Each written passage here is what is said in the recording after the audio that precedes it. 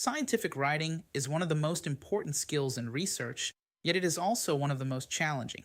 Many students and early career researchers struggle not because they lack knowledge, but because they do not know how to organize that knowledge into a clear, logical manuscript. They often feel overwhelmed by large volumes of literature, unsure which studies to include, and uncertain about how to connect ideas into a meaningful narrative. To address this challenge, a structured approach known as the keyword sequence, importance, or KSI method was developed by Dr. Muhammad Kamaluddin as a practical framework to guide researchers in writing more effectively. The KSI methodology helps simplify the writing process by focusing on three essential components: the subject, which defines what is being studied, the treatment, which explains the factor or condition being analyzed, and the parameter, which identifies the measurable outcome.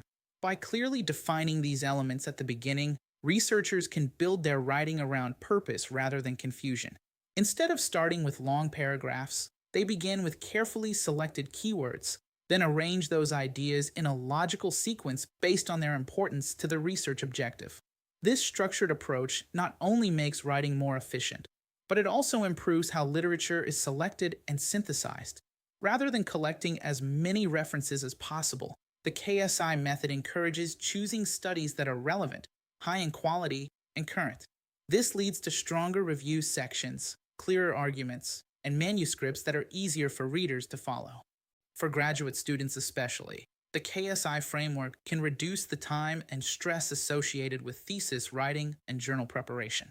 It transforms scientific writing from a frustrating task into a systematic process, helping researchers communicate their findings with confidence and clarity.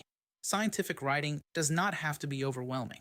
With the right structure and focus, it becomes a powerful tool for sharing knowledge and advancing research.